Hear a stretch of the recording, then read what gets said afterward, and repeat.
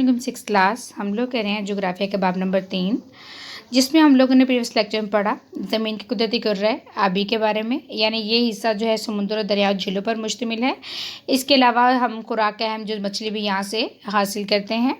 Next हम लोगों ने पढ़ा कुर्रा हयाती के बारे में। यानी इस कुर्रा में हैवानी, नबाताती, इंसानी ज़िंदगी शामिल है, जिसका दारोमदार बाकी कुर्रों पर है। ओके स्टूडेंट्स, आज का जो हमारा टॉपिक है वो है आबो हवा और इंसान। तो स्टूडेंट्स, हमारी ज़मीन बहुत बड़ी है, तो इसके मुख्तलिफ हिस्सों में पाए जाने वाली आबो हवा भी एक जैसी नहीं है। यानी आप देखेंगे कुछ मुल्कों में आप देखेंगे सारा साल मौसम एक जैसा होता है, वहाँ पर बारिश होती है। या फिर कुछ इलाके ऐसे भी हैं जहाँ सारा साल सर्दी होती है, कुछ इलाके ऐसे भी हैं जहाँ पर सारा साल गर्मी होती है, या कुछ इलाके ऐसे भी हैं जैसे कि पाकिस्तान में आप देख लें जहाँ पर गर्मी सर्दी दोनों मौसम पाए जाते हैं। तो यानी हमारी ज़मीन बहुत बड़ी है, इसके मुख्तलिफ हिस्सों में जो आबो हवा है वो भी एक जैसी नहीं है। और चूँकि आबो हवा एक जैसी नहीं है, इसलिए लोग के रहने सहने, खुराक के तरीके भी मुख्तलिफ हैं।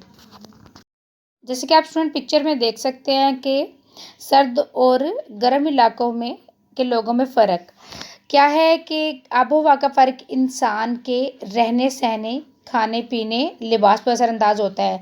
आप देख सकते हैं ये गर्म इलाके के लोग हैं, यहाँ सारा साल गर्मी पड़ती है।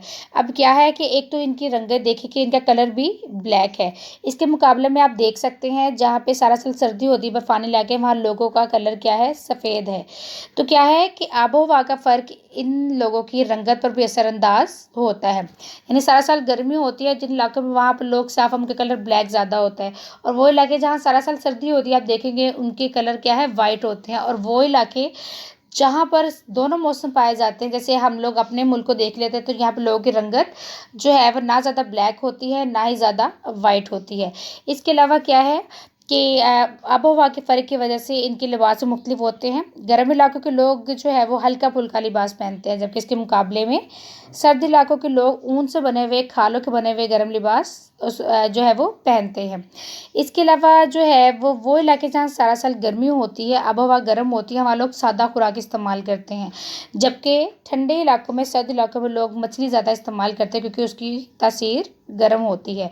यानी आबो हवा का फ़र्क इंसान के खाने पीने, रहने, उनके लिबास, उनकी खुराक पर भी असरअंदाज होता है। ओके स्टूडेंट्स, आज का जो हमारा टॉपिक है वो आबो हवा और इंसान, जो क्या है आपके एक्सरसाइज का लॉन्ग क्वेश्चन नंबर 3 है। यानी हमारी ज़मीन बहुत बड़ी है, इसके मुख्तलिफ हिस्सों में पाए जाने वाली आबो हवा भी एक जैसी नहीं है। यानी कुछ इलाके हैं वहाँ सारा साल सर्दी होती है, कुछ इलाकों में सारा साल गर्मी होती है, कुछ इलाकों में दोनों मौसम होते हैं। यानी आबो हवा हर जगह एक जैसी नहीं होती, जिसकी वजह से क्या है कि लोगों की खुराक, लिबास और रहन सहन के तरीके भी मुख्तलिफ हैं। जैसे कि हम पिक्चर में देख सकते हैं, इन इलाकों में सारा साल गर्मी होती है, इनके कलर भी आप मेन डिफरेंस देख सकते हैं कि इन इलाकों में सारा साल सर्दी होती है, इनके कलर वाइट हैं, और इनके क्या है, कलर ब्लैक हैं। इसके अलावा इनके कपड़े भी आप देख सकते हैं कि गर्म इलाके के लोग हल्का फुल्का लिबास पहनते हैं, जबकि सर्दी इलाकों के लोग ऊन से बने हुए खारे हुए कपड़े पहनते हैं।